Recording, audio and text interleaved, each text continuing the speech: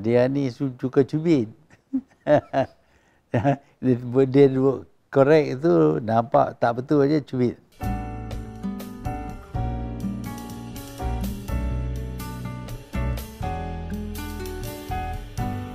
Di Sembuang Perak. Dekat dengan rumah saya lah. Saya punya rumah pun Sembuang Perak. Saya berjalan pergi ke sekolah. Tak jauh lah. Dekat suku kilometer itu saja.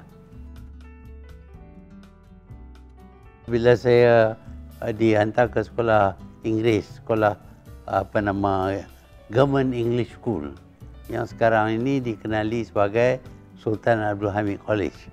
Di situ saya cuma dapat duit poket 2 sen. Jadi saya ambil 2 sen tu, saya beli balun, dapat 3 balun. Jadi saya jual kepada penuntut 1 sen satu. Jadi saya untunglah 50%.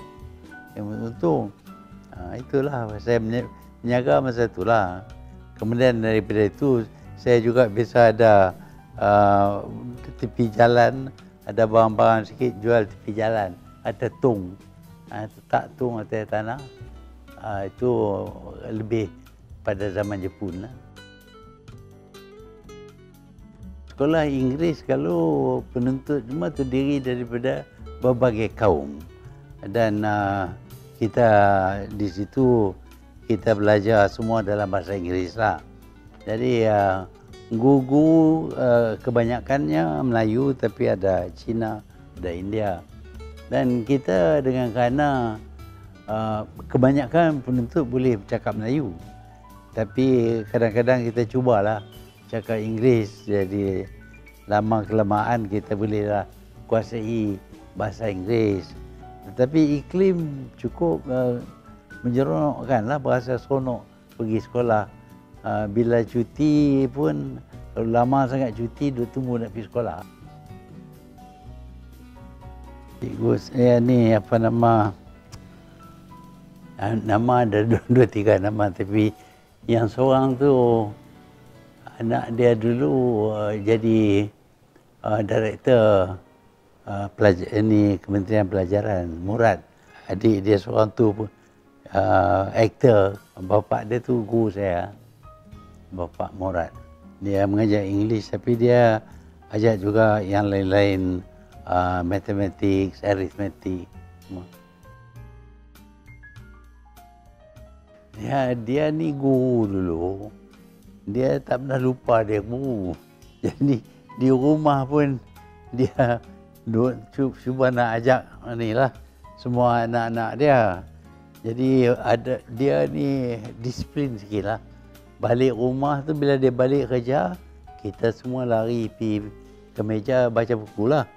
Dan dia mengajar, terutamanya abang saya, dia ajar mathematics.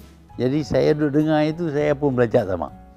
Jadi saya biasanya 2 tahun lebih cepat daripada orang lain, pasal itu ikut abang saya punya lesson. Jadi dia quite strict lah. Dia pasal suruh belajar, suruh baca, suruh buat kerja rumah ni apa semua, homework apa semua kita mesti buat lah. Takut ke dia? Ada yang baik macam kawan juga. Ada yang kadang-kadang strict. Ada seorang tu, Mr. Hassan. Dia ni suka cubit.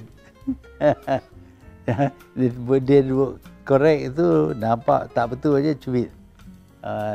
Ada yang dulu kadang-kadang dia guna ruler tu, dia ni kena pukul lah. Tapi taklah kasar, tak kasar. Saya kemudian cukup baiklah dengan guru-guru ni. Yang cubit saya pun bila saya dah kerja, datang rumah di Langkawi, dia main duduk di rumah saya. Sekolah rendah di sekolah Melayu ni tak lama. Bila saya masuk dalam 2 tahun saja situ, lepas tu saya pergi sekolah Inggeris. Sekolah Inggeris sampai perang. terpaksa berhenti, masuk Peksa dah, masuk Peksa junior. Lepas itu bila habis perang saya pergi balik sekolah. Saya ambil senior, Cambridge Senior Certificate. Saya lulus. Yang paling saya ingat dalam bidang dictation, dia baca dan kita tulis. Dalam bidang tu saya selalu dapat kelulusan tinggi lah, dapat nombor 1 dalam bidang tu. Tapi paling saya suka mathematics, kira-kira ni. Yalah, ini keadaan ini mencabar. Kita tak boleh buat seperti dulu. The old normal tu tak ada. This is the new normal. Jadi kita kena berjaga-jagalah. Walaupun kita boleh mengajar macam biasa, tapi kalau boleh tu kita mengajar guna juga untuk rekod dengan kalau ada komputer, kalau ada telefon, rekod yang tu balik boleh ulang lagi. Tetapi dalam sekolah tu kita tak boleh duduk dekat lah, dan kita tak boleh main macam biasa lah. Itu kita kena kawal diri sikit lah.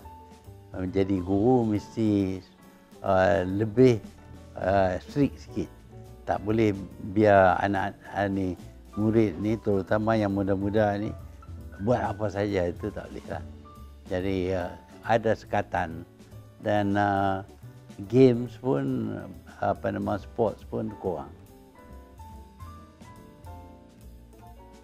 Satunya ialah mengawal diri, iaitu disiplin. Jangan kita ikut suka hati saja buat tanpa memikirkan benda itu baik ataupun buruk. Itu yang pertama. Yang kedua, kita perlu ingat bahawa tugas kita di sekolah ialah untuk menguasai ilmu. Ini kita laku dengan cara membaca dan menulis dan sebagainya. Saya punya pengalaman ialah kalau kita buat apa-apa sesuatu berkali-kali, maka kita akan kuasai ilmu itu. Jadi kalau nak baca pun, baca satu buku bukan sekali, 2 kali, tetapi mungkin 5-6 kali. Dan yang ketiganya ialah kita hormat guru.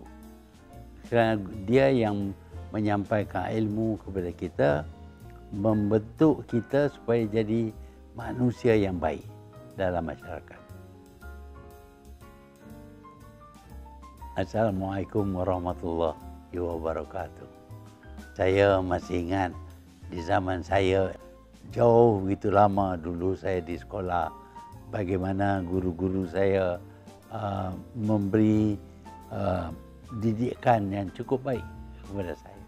Jadi saya amat menghargai guru. Tanpa guru, kita sukar untuk dapat ilmu.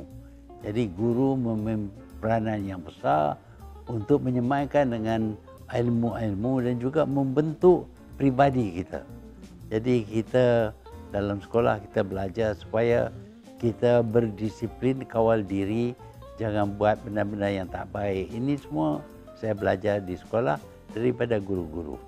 Jadi saya sampai sekarang ini pun saya bersyukur dan berterima kasih kepada guru-guru, dan saya yakin guru yang ada sekarang pun begitu juga, tentulah akan mempunyai tanggungjawab untuk menyemaikan ilmu dan cara hidup, kehidupan yang baik di kalangan anak-anak kita.